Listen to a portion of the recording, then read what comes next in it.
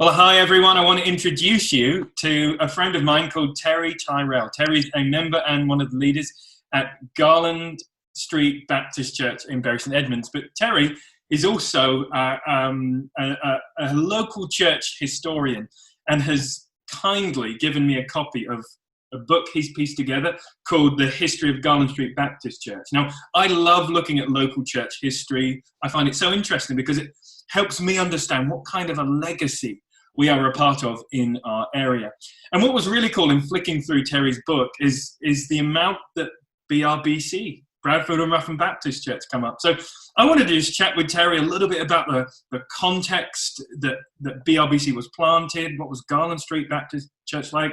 What were the people like, and how did BRBC begin? I want to kind of get some of those answers from Terry. So Terry, thank you so much for giving me some of your time and being willing to answer some of my questions. Really, really appreciate that. So why don't we start by, why don't you tell us a little bit about you and about your interest in the history of churches in and around Bury St Edmunds?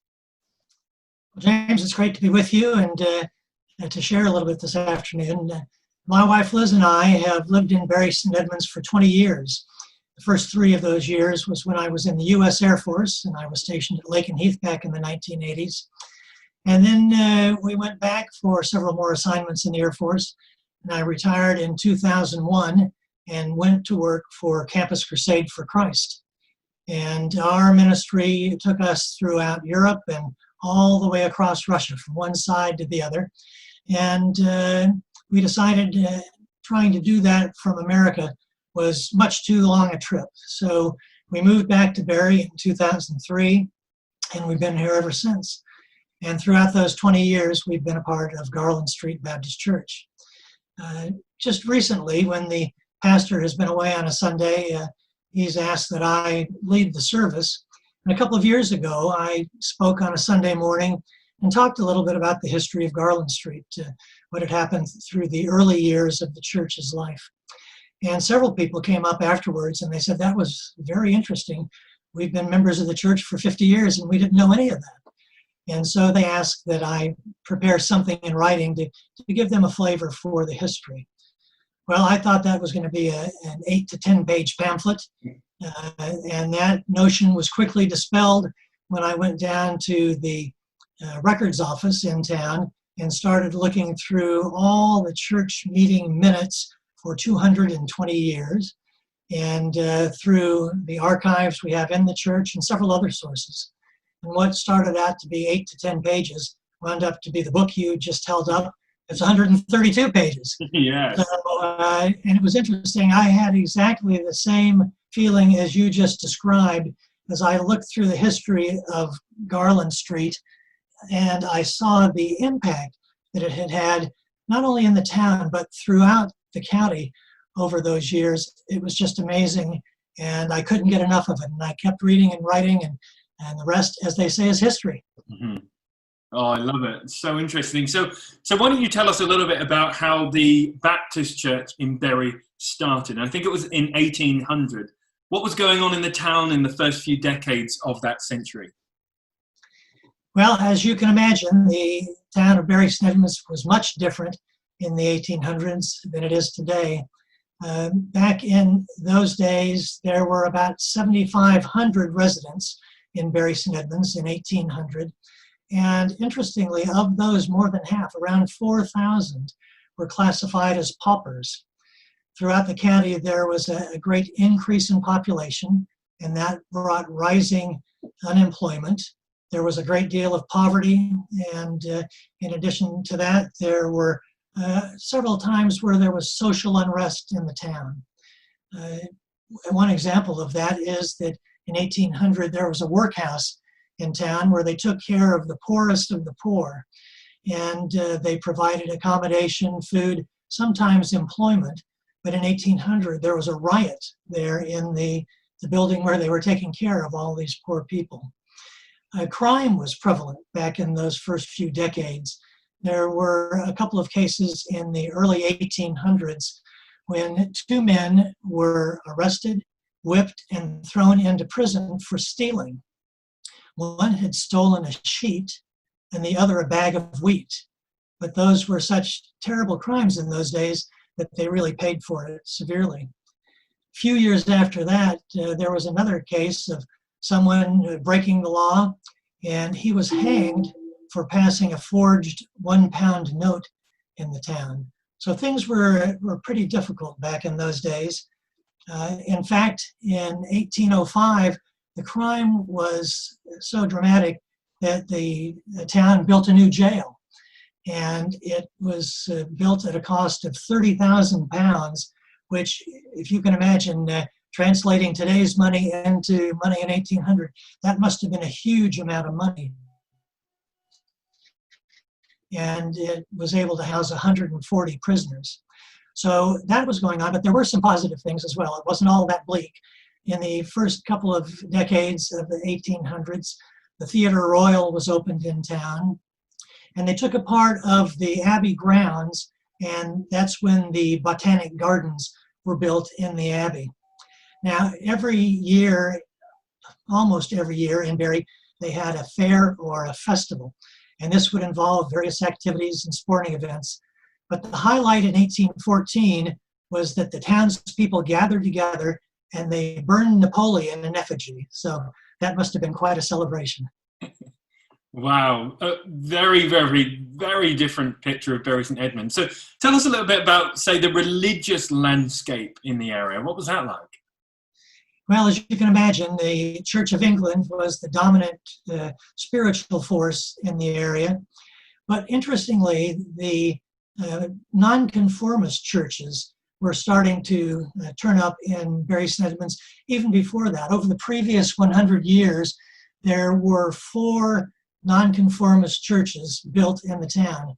Now, the nonconformists, of course, were people who had had enough with the Church of England, and they decided that they were going to invest their religious lives in some of the smaller denominations that were turning up across the country at that time. So in 1708, there was a Congregational church established. 3 years later, a Presbyterian church in the town. And later through that century, there was also a Quaker meeting house that was established, as well as a Methodist church. So the landscape was primarily centered around the Church of England, but the nonconformist churches were starting to make their presence felt in the town as well. Wow. Oh, that's interesting. So tell us a bit about how the Baptist Church in Bury St Edmunds got started then. Well, there were Baptists in Bury St Edmunds as early as around 1647. So that's quite a while before the Baptist Church started. But what was happening in those days was that because the nonconformist groups were so small, even though they differed in their beliefs and their practices, they would get together on a Sunday morning for worship. And so that's when we see the first Baptist presence in the town. But it was another almost 150 years or more before the first Baptist church in Barrie was started. Back in the late 1790s, there were about 3 Baptist churches throughout all of Suffolk. One was in Bildeston, another in Wattisham, and there was one called Stoke Green Baptist Church, and that was located in Ipswich. Now, the people in the Stoke Green Baptist Church appointed 7 men to work with the pastor to help him carry his load, and also to begin to preach the gospel, to develop their skills in sharing God's word with others.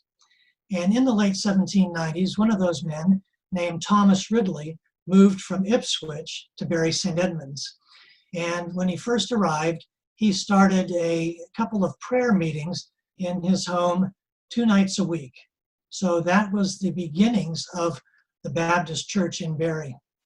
In April of 1800, there were several people now with him in his group, and they decided they would build the first Baptist chapel in the town. And they did that. It was called Ebenezer Chapel. It's in what today is Lower Baxter Street. And in July 29th, 1800, Reverend Ridley baptized 10 people.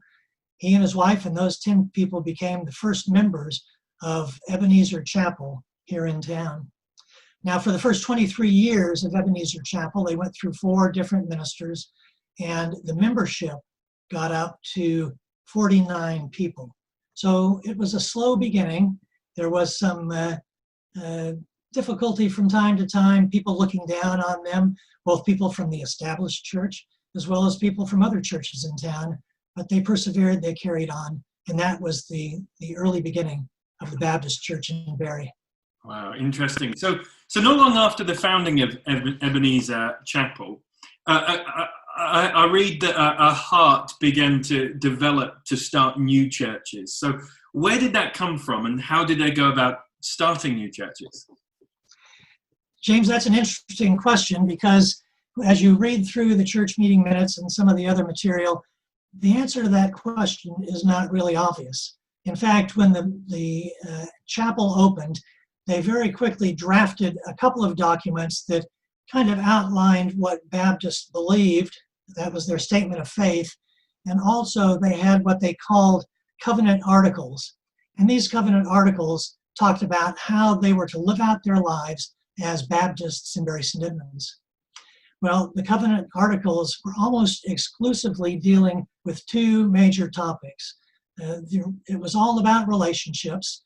The first was their relationship with God. The second was their relationship with one another. And as you read through, and there were several articles in this document, very rarely do you see anything at all about outreach or evangelism.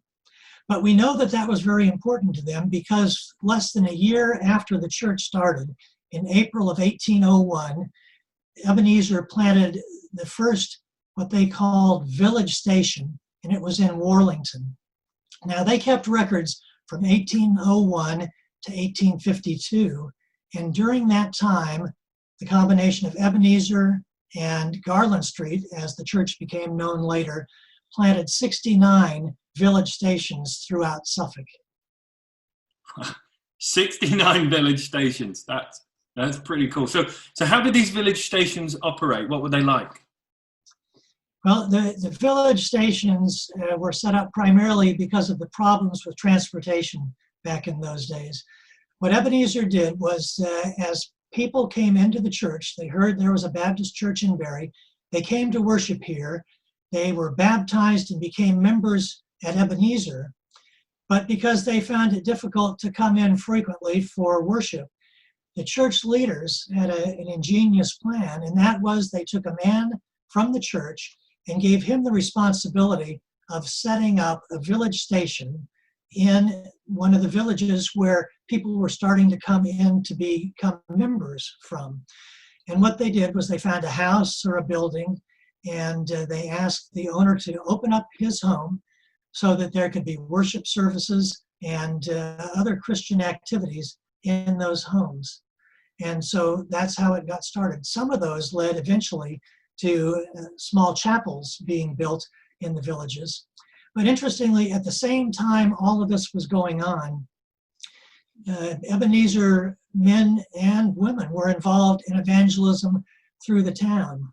So my reading of the situation is that the pastors, those four pastors, and then Cornelius Alvin, who came on later, who we'll talk about, must have really placed a lot of emphasis on Jesus' Great Commission to go out and to build disciples, because that was a hallmark for the church throughout its early history.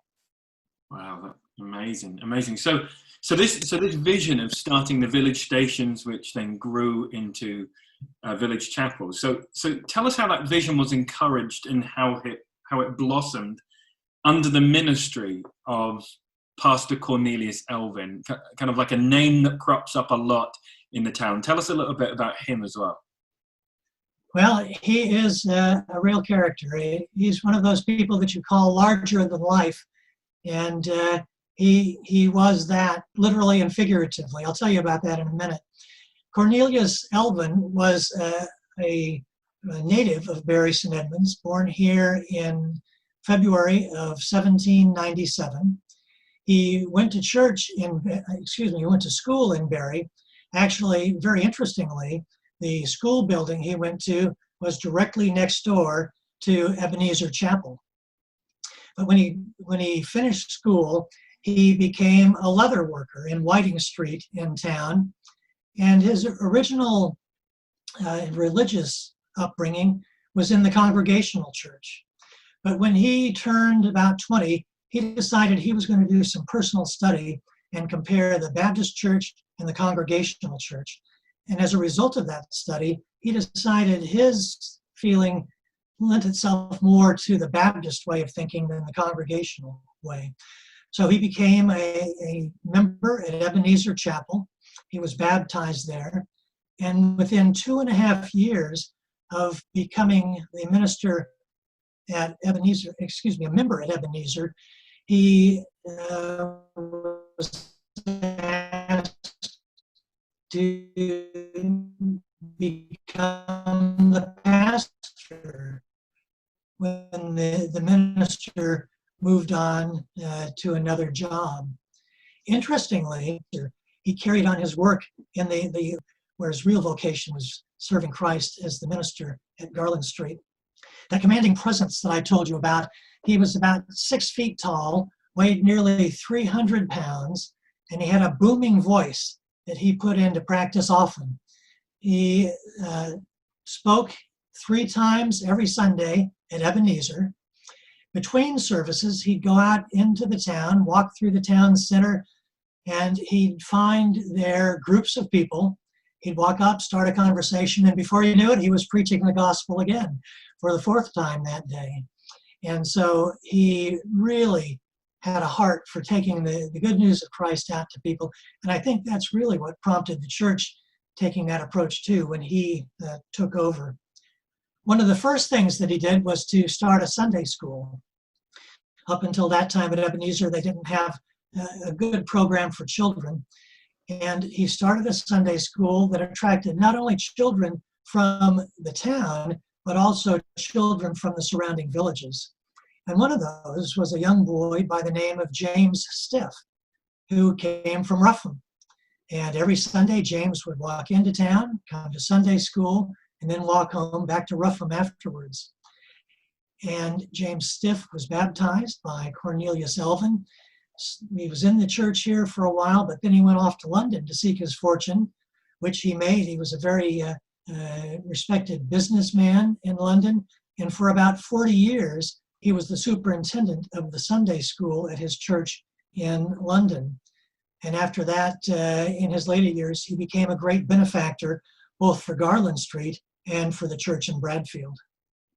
Wow, interesting stuff. So then when did the church then in Ebenezer Chapel, when did that move to Garland Street? What was that transition?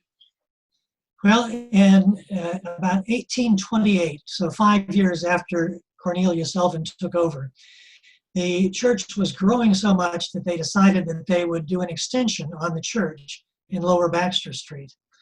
They did that. That permitted more people to come in, but within 6 years, they had more people coming than they had room for.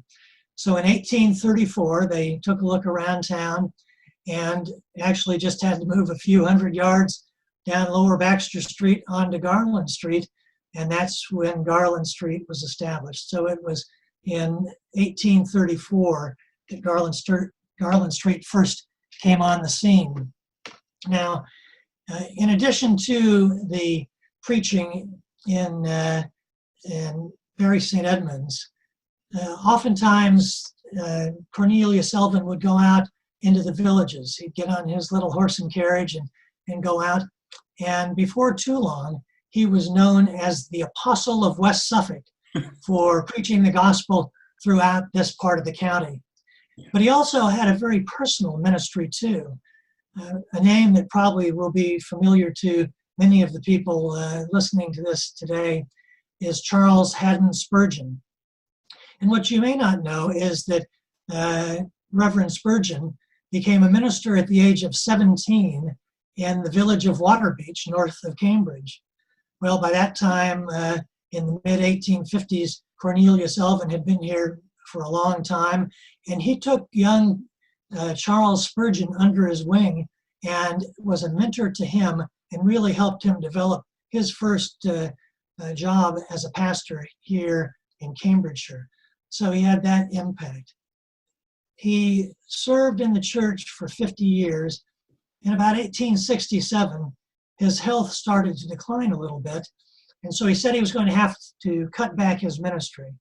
And what that meant to Cornelius Alvin was, instead of preaching 3 times a day, he'd only come in twice and preach a full sermon those 2 times. But within 6 years of that, in 1873, in August, Cornelius Alvin passed away after those 50 years serving at Ebenezer and Garland Street.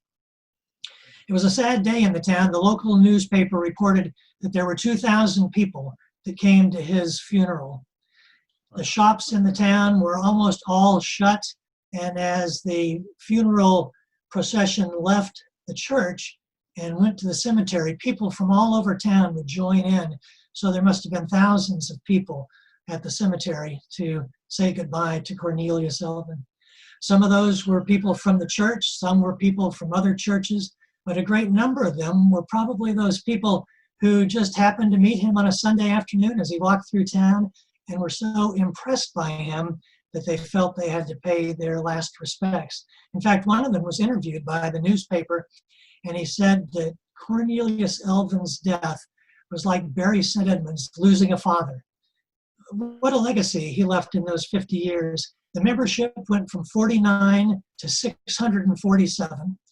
There were 1,500 baptisms within the church while he was the minister, and roughly 30 men who grew up and were a part of Garland Street went on from there to be ministers in churches in this country and abroad. So a fantastic character, Cornelius Alvin. Wow, amazing character, amazing legacy. That's amazing. Some of that I didn't even know about him. So tell us a little bit of the connections with us, BRBC, Bradford and Ruffin Baptist Church. How did we start? Tell us a little bit about that. Well, that story is actually not a tale of 2 cities, but a tale of 2 villages. The first record we see of Ebenezer being involved in either of the villages was in Ruffin. And in 1806, there were 10 people from Ruffin who came into Ebenezer and joined in a baptismal service and were baptized as a part of the church. A year later, in 1807, the church here in Barre planted its 7th village station, and this was in Ruffin, at the home of a widow lady by the name of Mary Bristow, who 2 years before that had been baptized at Ebenezer.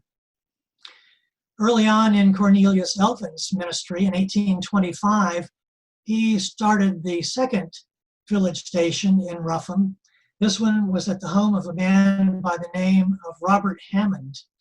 And a week after that was set up, Cornelius Alvin preached for the first time in Ruffin.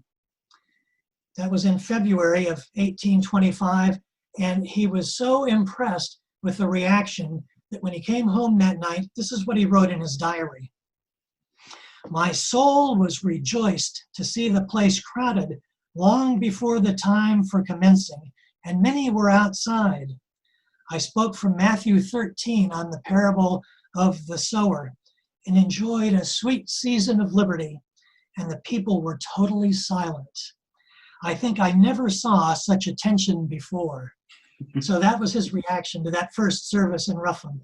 And interestingly, he spent a lot of time in Ruffin, and in his diaries, there are still a few left, only 3 that are on file at the record office. But as you go through those records in his diary, he says the same thing very often, that the attention and the respect and the response from the people in Ruffin was fantastic. He was really moved by what those folks did in reaction to his ministry there. There were so many people who wanted to gather after he started his preaching in Ruffin that Mr. Hammond had to remove one wall inside his house and part of the ceiling so that there was enough room for more people to come in. And he reckoned he could fit about 100 people into his house, which was great for a few weeks until 250 showed up to listen one Sunday to Cornelius Alvin preach. And so obviously they fit the first 100 in, they got the best place, but then there were 150 more standing outside listening to the ministry and the preaching of Cornelius Alvin. for several years in his diaries, we can see that he went to many of the village stations to preach, some on a very irregular basis, but Rougham was one of the places that he spoke most frequently. In fact, for many years, he was there one weeknight, either a Tuesday or a Wednesday, almost every week of the year. And then in 1834, Ebenezer planted its third village station in Rougham, this in the home of a man by the name of John Last. Now, it's very significant that his name was John Last, because not only was it the last entry we see in church meeting minutes at Ebenezer Chapel, but it was also the last time we see much mentioned at all about Rougham. It's almost as if the focus changed around 1834. One interesting thing about the village stations in Rougham that I found in my research was that they didn't operate 12 months out of the year. What happened is they went up to a week or two before harvest, shut down the village station. Everybody went out into the fields, they worked, they brought in the harvest, and then when that was all complete, they started up the village station again. So there was a little bit of a break in the action for harvest. But other than that, a lot of activity with Ebenezer Chapel and the people in Rougham working together to develop the Baptist presence in the village. Oh, that's amazing. So how did the church connect with Bradfield and Rougham together? Was there a village station going on in Bradfield too? What was that ministry like? Well, actually, in 1834, there wasn't much of anything spiritually going on in Bradfield.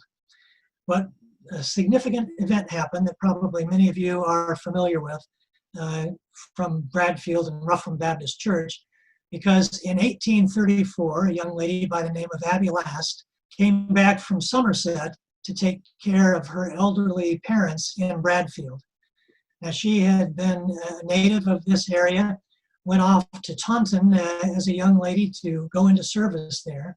And while she was in Taunton, she became a Christian and started to worship at the Baptist church. When she came back to take care of her parents, she discovered that there was not anything really going on in Bradfield, but it was soon after Garland Street had started up. So in August of 1834, she made her way into Barrie on a Sunday and went to Garland Street Baptist Church. And there in front was Cornelius Alvin preaching. And it only took her a few weeks to muster up the nerve to see him after a worship service, tell him of her situation in Bradfield, and ask him if he thought he could be of help in taking the Baptist ministry into the village. Well, as I've just told you, from the perspective of Cornelius Alvin, nobody ever asked him to preach or to teach or to help that he turned down. So he said immediately, yes, he would go with Abby and set up a village station there in Bradfield. The problem in Bradfield, though, turned out to be that they had great difficulty in finding the home of someone who would allow them to conduct ministry there. So it took 6 weeks to do that, but in September of 1834, Cornelius Alvin gave his first sermon in Bradfield. When he came back that week to the church in Barrie, he pulled out one of the men from the church, a prominent grocer in the town, a very active member in the church by the name of Thomas Ridley. Now, this is not the Thomas Ridley who was the first pastor in Ebenezer, but this was his grandson. And Cornelius said to Thomas, "I'd like for you to take over the ministry in Bradfield," to which he eagerly agreed. So the next Sunday, it was Thomas Ridley doing the preaching, and the following week, he certified a village station there in Bradfield. This, from the time that Cornelius Alvin first spoke there to the time that the village station was established, was only a matter of 5 or 6 weeks. That's how quickly that all went. This was in the home of a man named James Faston in Freewood Street in October of 1834. But things didn't go smoothly with that village station because the established church did not want to see the Baptist presence start to grow and flourish in Bradfield. So the rector and some of the members of the Church of England interceded in very bad ways. They would take note of who went to these services with the Baptist preacher, whether it was Cornelius Alvin or Thomas Ridley, and those would be passed to the rector. And soon after that, there were people who were evicted from their homes or who lost their jobs because they were known to have gone to listen to the Baptist preaching. But by the grace of God, these people persevered, they kept going, and the church was established. And it was not too long after that that in 1835, the first chapel was built there in Bradford. In May of 1843, about 13 members of Garland Street decided that they'd move over to Bradford to help out in the ministry of the relatively new Baptist congregation there. And Mr. Ridley himself was involved for almost 50 years working in Bradford. He helped bring in a new minister. He helped the development of a new chapel there. He and Cornelius Alvin came and spoke often in the village. And it's interesting that he was also for 2 terms the mayor of Bury St. Edmunds, very influential man in the town. Also must have been a man of great means, because in addition to continuing to support the work at Garland Street, he also put a lot of money into the finances at Bradford. And in fact, he donated the plot where you in your church built the first manse for the church in Bradford. To show you the kind of impact that he had over his 50 years working in Bradford, there were several of the early members of the Baptist community there who asked him to speak at their funerals when they passed away. And one of those was Miss Abby Last when she died in 1882. So there was a great connection there between not only Garland Street, but especially Thomas Ridley working in Bradford. Wow, amazing, amazing connections there. So how would you describe, this is something I think about a lot, but how would you describe the mindset and the heart of the people who began BRBC?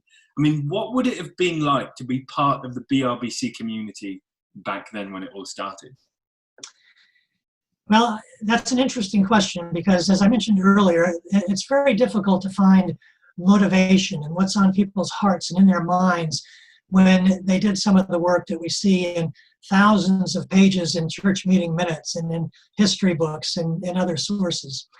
But as I've thought about that myself, I've come up with 3 characteristics that I think were true of those early days at Bradford and Rougham.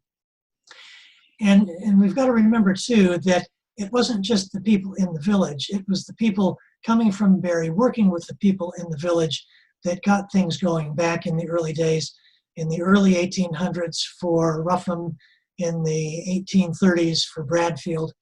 And so those 3 characteristics. First, I see cooperation. It wasn't a matter that the Baptists who had it all together in Bury from the great Ebenezer Chapel came into Rougham and said, we're going to start a church here. We're going to build a Baptist presence. Here's what you need to do. That didn't happen.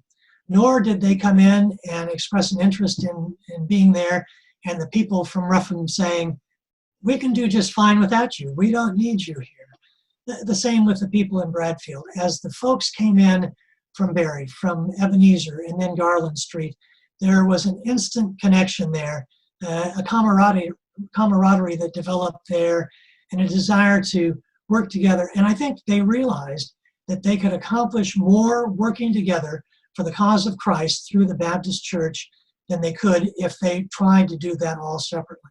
So cooperation was the first big factor that I see. The second is determination.